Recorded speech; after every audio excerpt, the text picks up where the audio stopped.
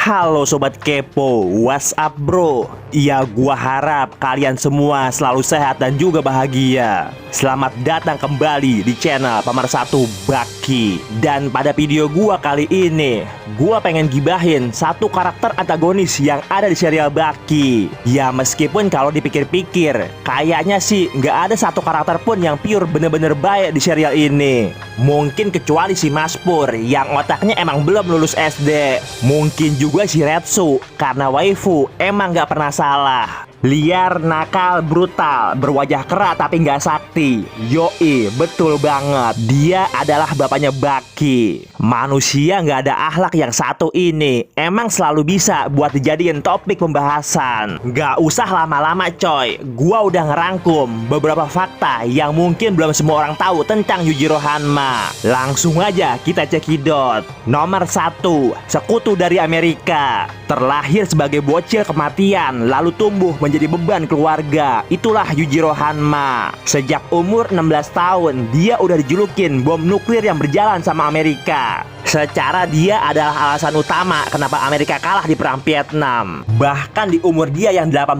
tahun, Amerika udah ngirim senjata andalannya, yaitu si Olipa bucin penjara buat nyeratain nih orang. Tapi sayangnya saat itu ribut mereka kagak dijadiin. Hingga akhirnya pemerintah Amerika lebih milih jadiin dia seorang sekutu dibandingkan dijadiin seorang musuh. Dan mungkin itu alasannya kenapa Yujiro dan Olipa hampir sama sekali nggak pernah terlibat perselisihan. Sama halnya yang dikatakan si anak menteng Obama. Sumpah setia kepada Yujiro Hanma adalah tradisi yang udah dimulai sejak Presiden Ronald Reagan dan terus dilanjutkan oleh presiden penerusnya. Sama halnya yang dikatakan Pak Menhan Jepang, Yujiro Hanma adalah sekutunya Amerika. Berani mengusik dia sama aja berani mengusik Amerika. Nomor 2, orang tua pilih kasih. Ya meskipun Yujiro pernah bilang sama Bang Ali kalau dia udah nyebar benihnya di seluruh dunia alias crot di mana-mana. Tapi sejauh ini anak Yujiro yang udah dikasih tahu cuman ada 2, yaitu Jack dan juga Baki Hanma. Dan dari semua hasil karya crotnya, kayaknya cuma si Baki yang bener-bener dia peduliin.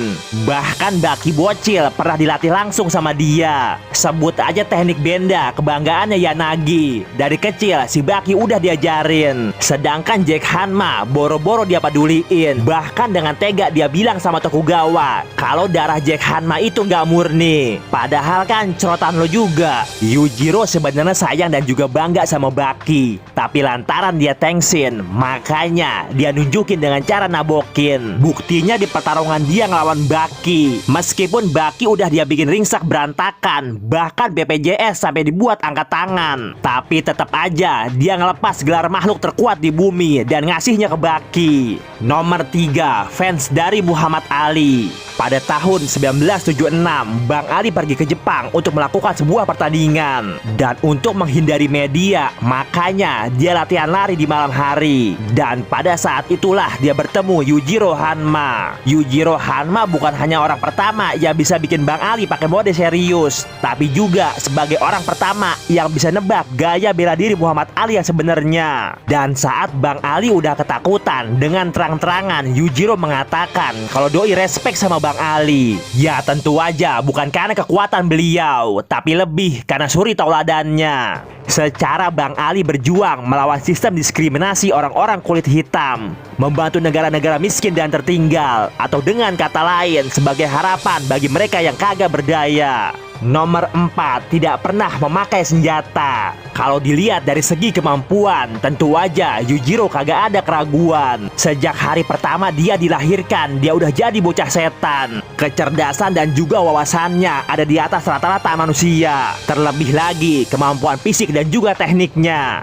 Gak terhitung berapa jumlah teknik yang bisa dia kuasain. Bahkan teknik andalan bapaknya Yujiro Hanma yang namanya Ges atau lebih dikenal dengan Dress dengan sempurna dia praktekin ke Baki. Dan juga teknik andalan si tua kagak mati-mati Kakukayo yang namanya Saori dengan sempurna udah dia kuasain. Buktinya waktu Sukune nendang dia dengan sekuat tenaga, Yujiro Hanma sama sekali gak terluka. Bahkan Sukune sampai bilang kalau rasanya bagaikan nendang sebuah tisu.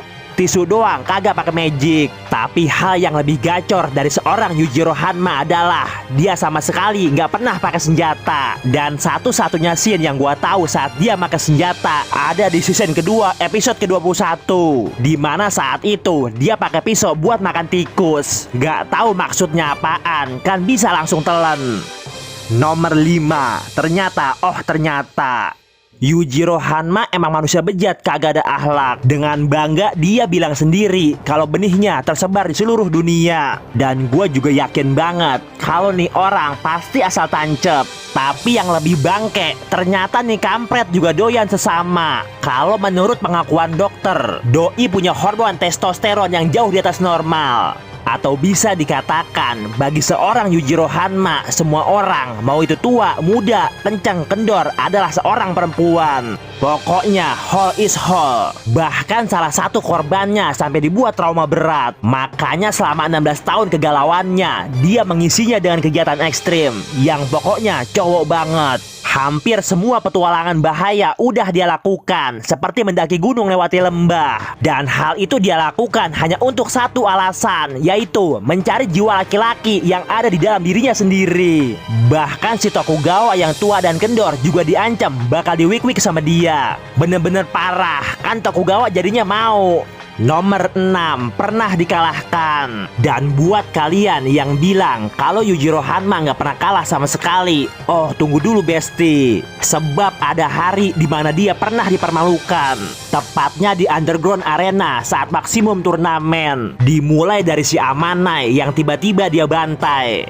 Dan bukannya minta maaf, dia malah minta 9 orang sekaligus buat dia soloin. Awalnya yang datang cuma peserta yang udah kalah. Makanya satu persatu tuh orang dia tabokin. Kemudian peserta pemenang yang gak terima akhirnya muncul juga. Tapi sesaat sebelum keributan terjadi, Tokugawa yang gak terima kalau hajatannya diacak-acak, langsung nyuruh sniper buat nembak Yujiro. Tentu aja dengan peluru bius, tapi bius paus biru. Nggak cuma sekali, bahkan dia kena tembak berkali-kali. Dan hasilnya Yujiro sekalipun akhirnya dibuat tumbang. Bahkan Yujiro yang pingsan sampai dikandangin. Ya emang nggak butuh waktu lama buat dia bangkit lagi dan ngejebol pintu besi. Tapi nggak bisa dipungkiri kalau pada hari itu dia telah dikalahkan.